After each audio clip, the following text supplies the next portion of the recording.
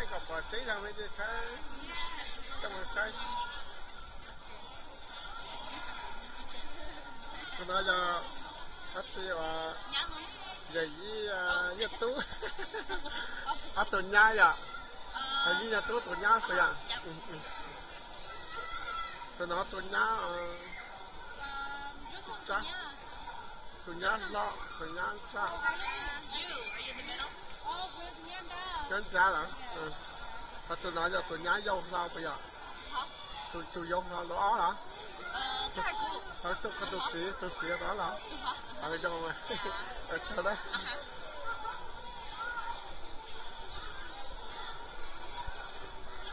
Bây giờ gì nữa, giờ cho gấu quá, giờ chẳng được thủ gấu nữa nè. Cắt tôi có được tiền. Tôi nói là, tôi nói là nó chẳng được thủ sai nữa nè. Bây giờ chỉ tôi là thật gì nữa, lúc mà lấy tôi sẽ biết phải bắt đầu chế nữa. Bây giờ, tôi xa. Tôi xa.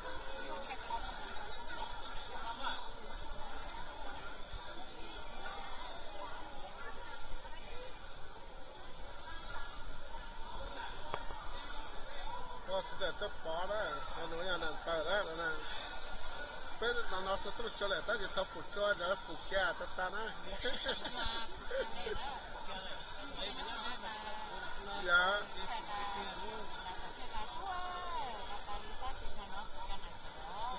thôi, cũng tập phục ta thích thế là thì cái nó tốt chế ra rồi, còn là là cũng xá trong trong cái bao nè.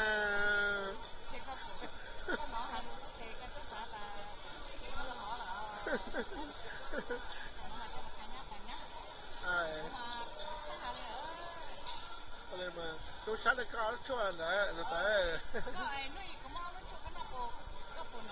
Cũng nói tới cái nhà sông ở đâu hả?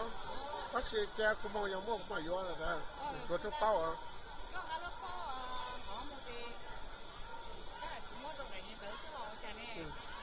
Cô tôi mua một cái bao cho cho hả? Bác sĩ chỉ mua sao?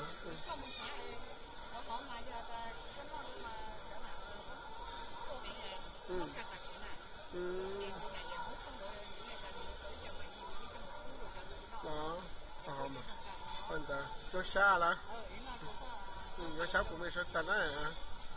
Bây giờ gì nữa, giờ bây giờ chấp bỏ tôi gấu là thế này. Lúc bây giờ nó tuổi xa rồi, ai nó thật xa. Tôi tưởng là nè, tôi bây giờ tôi là, tôi ra là gì đâu, tôi ra này.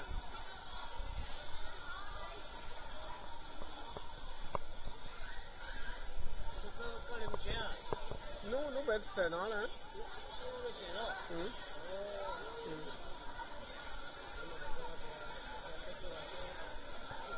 củ da giống mùa có mùa là thì cá cỏ mùa củ sạch cái này nó roi mùa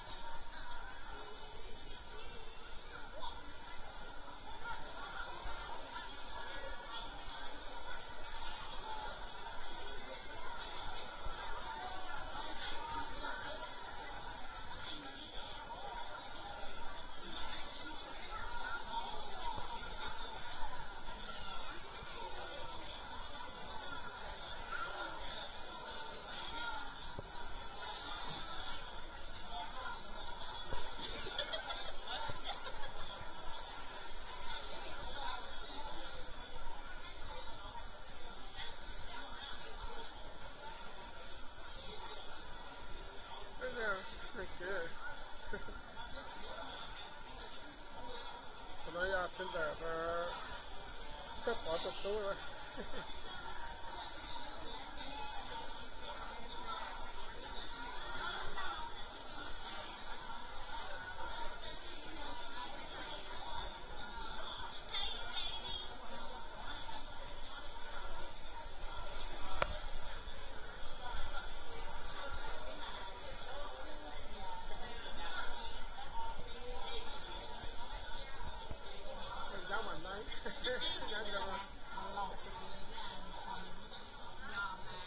这样。好了。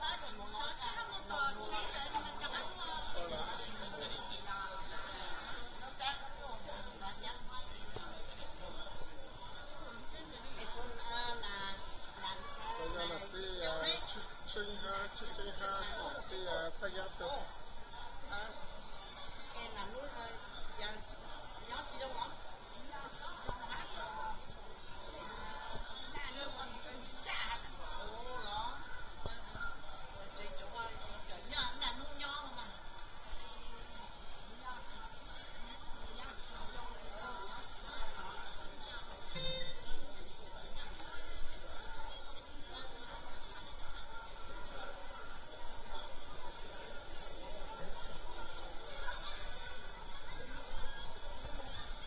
cái lá tì cái lá tì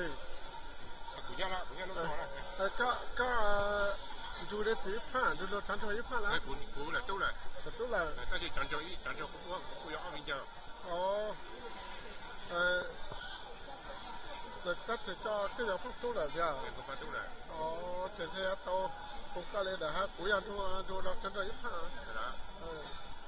cao hơn cả pha sủ đó là我打鼓呢，在躲在这，要不对我那些生意不人啊。不要做山会晒的哦。会晒的不呀？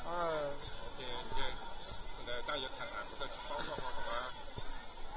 对，要不对吧？觉得比较苦，对，你看你对吧？包不错啊，是吧？个包拿手工是不是？包嘛。手哈，也不加啦。要嘛。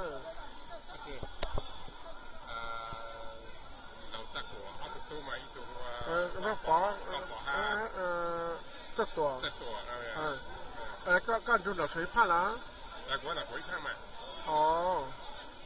giờ là cái cô nhà hát qua giờ mỗi hạt rồi giờ mình dạy thứ đó giờ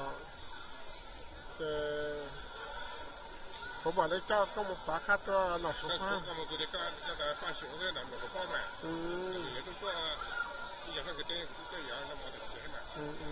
mà và bỏ cái mà cái